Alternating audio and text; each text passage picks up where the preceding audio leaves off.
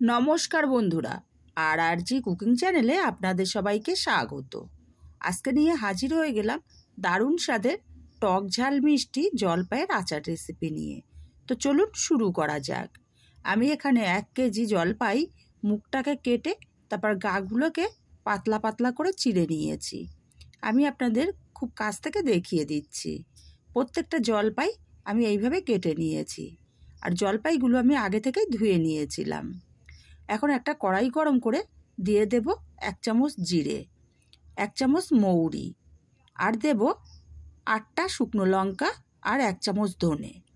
আমি এখানে ছোট চামচটাই ব্যবহার করেছি। মশলাটাকে নাড়াচাড়া করে সুন্দর করে ভেজে নিয়েছি। মশলা থেকে সুন্দর গন্ধ বেরিয়ে গেছে। মশলাটাকে নামিয়ে আমি আবারও কড়াই বসিয়ে দিলাম। কড়াই গরম করে এখানে 2 চামচ পরিমাণে সাদা তেল দিলাম। আপনারা চাইলে অবশ্যই সর্ষের তেল দিয়ে করতে পারেন। একটা তেজপাতা ছিঁড়ে দিলাম আর দিয়ে দিলাম 1/2 চামচ পরিমাণে পাঁচফোড়ন।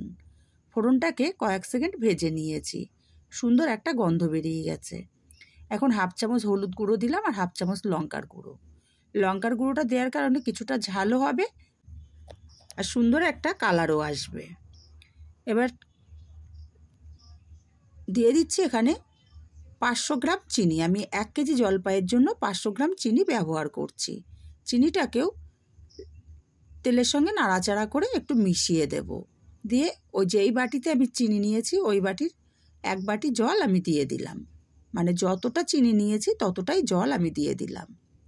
ভালো করে নাড়াচাড়া করে মিশিয়ে দিয়ে আমি চিনির শিরাটাকে 5 মিনিট হাই ফ্লেমে ফুটিয়ে নেব।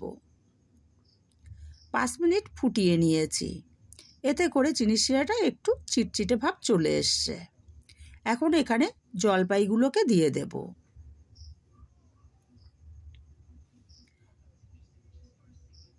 বন্ধুরা, রেসিপিটা যদি ভালো লাগে একটি লাইক দিতে ভুলবেন না। আপনাদের কাছে বারবার রিকোয়েস্ট করছি, একটা লাইক দেবেন। আপনাদের একটা লাইক আমাকে অনেক দূর পৌঁছে দিতে পারে। ভালো করে নাড়াচাড়া করে মিশিয়ে দিয়ে লো ফ্লেমে ঢাকা দিয়ে 5 মিনিট আমি রান্না করব। 5 মিনিট পর ঢাকাটাকে খুলে নিলাম। আবারও নাড়াচাড়া করে দেব। আর এই জলপাইয়ের গাগুলো চিড়ে দেওয়ার কারণে এই মানে চিনি, মশলা, লবণ সব কিছুই জলপাইয়ের মধ্যে ভালো মতো ঢুকতে পারবে। আলতো হাতে নাড়াচাড়া করতে হবে যাতে জলপাইয়ের যে গাগুলো চিড়ে দিয়েছি খুলে না যায়। আবারও 5 মিনিট ঢাকা দিয়ে দিলাম। 5 মিনিট পর ঢাকাটাকে খুলে নিয়ে স্বাদ মতো লবণ এখানে দিয়ে দিলাম। আর দিয়ে দেবো যে মশলাটা আমি ভেজে রেখেছিলাম, গুঁড়ো করে নিয়েছি অর্ধেকটা।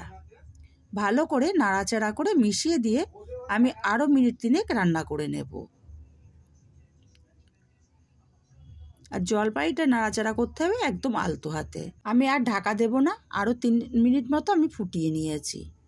এতে করে চিনির শিরাটা অনেকটাই গাঢ় হয়ে গেছে। আবার একটু নাড়াচাড়া করে দিলাম। দিয়ে এখানে দিয়ে দেব 1/2 চামচ পরিমাণে বিট লবণ।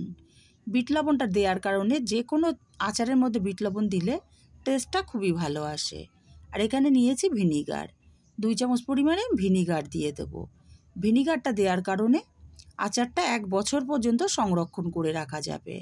খুব ভালো করে মিশিয়ে দিয়ে আমি আরও 2 মিনিট ফুটিয়ে নেব।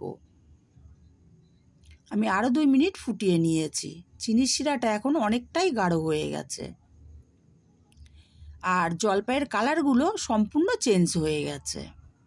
এখন আমি এখানে যে ভাজা মশলাটা ছিল সেটা দিয়ে দিলাম আর গ্যাসটাকে অফ করে দিলাম।